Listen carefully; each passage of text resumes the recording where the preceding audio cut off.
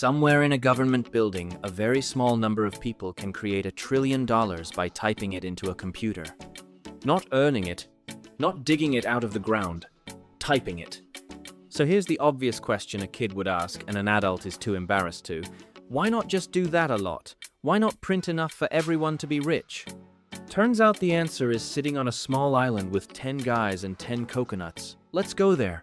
Money isn't valuable because it's money. Money is a claim on stuff that already exists. Food, houses, haircuts, whatever. That's it. That's the whole secret. So, if the amount of stuff stays the same and you double the amount of money chasing that stuff, you haven't made anyone richer. You've just made each dollar worth less stuff. Nobody made new coconuts. You just made more slips of paper pointing at the same coconuts. Keep that one sentence in your pocket.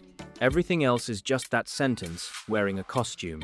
During the Revolutionary War, the Continental Congress had a problem. No gold reserves, an army to pay, and no functioning tax system yet, so they printed paper money called Continentals. And when that ran short, they printed more and more. By 1780, a continental dollar was worth about 2 cents.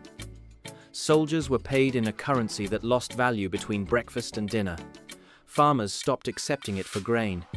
The phrase, "not worth a continental," became a genuine American saying, the 18th century version of calling something worthless. Picture a soldier lighting a stove with a stack of them, because burning them for warmth did more for him than spending them ever would. That's not a metaphor. People actually did that.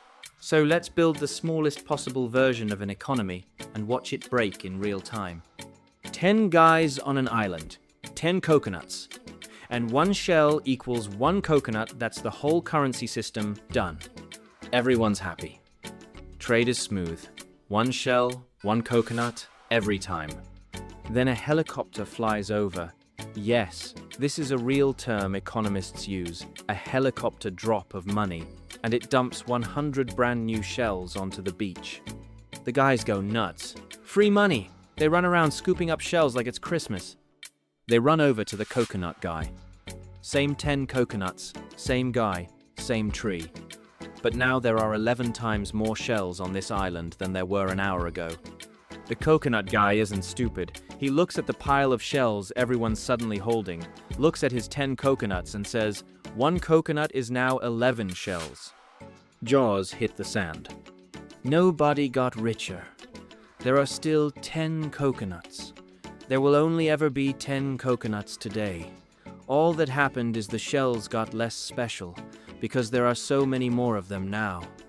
That's inflation. In its entire, undiluted form, on a beach with coconuts. Fast forward to 2008. The financial system is collapsing, and the US Federal Reserve does something that looks nothing like a helicopter dropping shells, but is the same trick with better lighting. It's called quantitative easing QE for short. Which sounds terrifying and is actually a simple idea.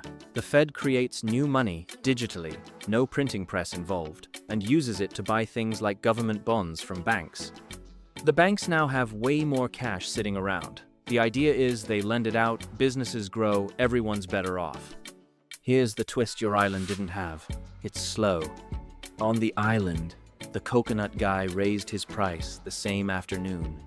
In a massive, complicated economy with millions of coconut guys, the new money takes time to work through the system into loans, into spending, into prices.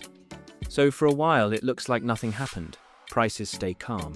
Then a year, 2 years later, prices across the whole economy start climbing, and everyone acts shocked, like it came out of nowhere. It didn't come out of nowhere. It came from a helicopter that flew over in 2008 and took its time landing. People throw around the word trillion like it's just a bigger million. It is not. Here's a real one, not the internet myth about reaching the moon, because I checked, and it doesn't. Stack $1 trillion in $100 bills, one on top of another. That stack is over 600 miles tall. The International Space Station orbits at about 250 miles up. Your $1 trillion, stacked in hundreds, would poke out well past the space station and keep going. And a government can create that number by editing a spreadsheet. No stacking required. So why can't we just print $1 trillion and hand everyone a stack? Because the printer was never the thing making you rich. The coconuts were. Print more slips of paper for the same pile of stuff.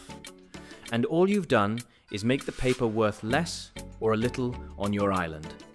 A lot in 1780. And slowly, quietly, every single year, in yours. The trick was never making more money. It was always making more coconuts.